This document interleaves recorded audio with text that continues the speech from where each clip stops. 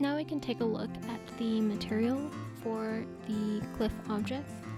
I have a master material here that takes a color palette because that is what exports out of Magic Voxel, so it basically has a vertex color information.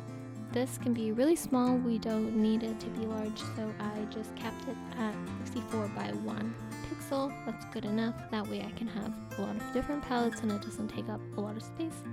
So if we go back to our master material, you can kind of see how I'm manipulating this in order to get more variation out of just one single palette. So I will show you in the master material later on in the video, but we can kind of just do a side by side and adjust some of the instance values so you can see what's going on in real time. Just pay attention to the clip edges on the back here. So first things first, we have an overall tint color. This will change the base color of the palette, and then we have multipliers so that you can adjust the values and the brightness as you want. We have the same thing for this pixelated overlay. So if you could see, the tint wasn't adjusting the full material. That's because we had this overlay here. So if we change it to green, for example, for things like moss, we can adjust again the saturation and the multiplier to get the color that we want. And here we have our world scale. So in order to unify these cliff faces a little bit more, the scaling is really nice to blend things in. And then we can also set this on a per instance basis, so we can have some cliffs that have small details and some cliffs that have larger details. If you can see here, even with a separate spline mesh, it blends in really nicely when we have that world position pixelation on top. Next, we can change the roughness values, which are masked out based on the pixelation. I added this in the beginning because I thought it would be useful for when we are doing rainy day variants and dry day variants. It's really important to think about these things from the beginning and add them in order to speed up the process later on, so I thought it would just take care of it at this step. So here's kind of behind the scenes into the shader. Again, we have our vertex normal and world space, our absolute world position. Here we have our scaling. This is what's pixelating that noise that's in world position so that it blends in with the base pixelated texture. And then of course the tint and other things.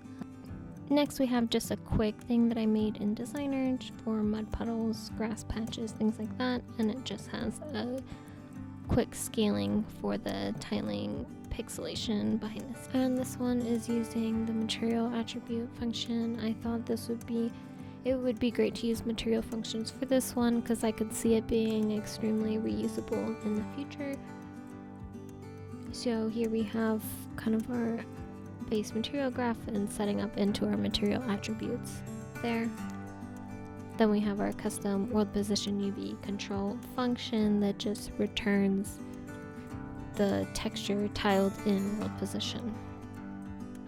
Here we have our water shader. This is based off of the single layer water node. See some of the functionality here. We have foam on top, we have pixelated texture, all sorts of things. So here we have our single layer water, our absorption values, and then we have the pixelated texture on top is where we mask out the absorption so you can get that color a little bit clearer than if you had just added it on top.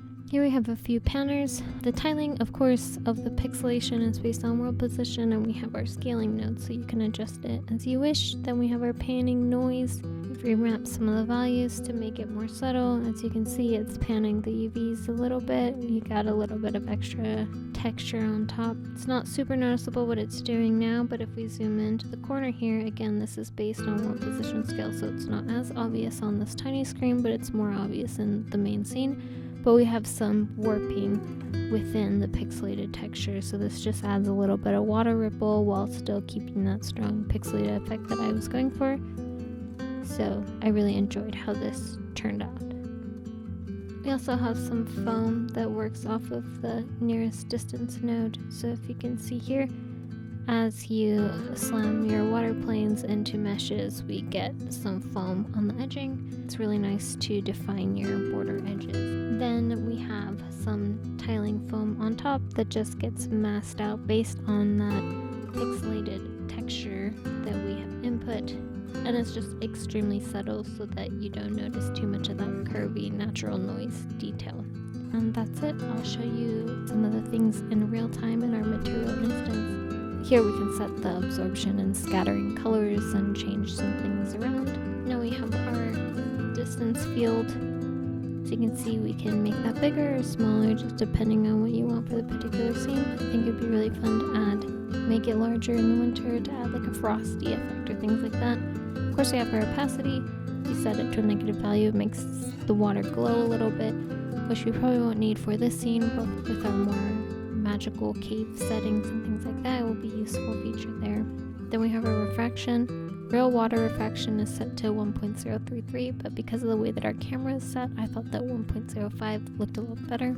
And then of course we have the scaling of the pixelization so that you can custom set it to whatever you need at the given time. One thing to note for transparent materials like this that I don't have mentioned in this video, you will want to go into the material attribute settings and set it to render before the depth of field pass. Especially in a scene like this where we have that nice tilt shift effect going, the bokeh is really important, so you want to make sure that the water is included in that, especially if it's in the foreground. That's all for now. I'm sure I'll make another update in the future as I add more master materials in the scene. I think the next one up will be the skybox, so keep an eye out for that. Thanks so much.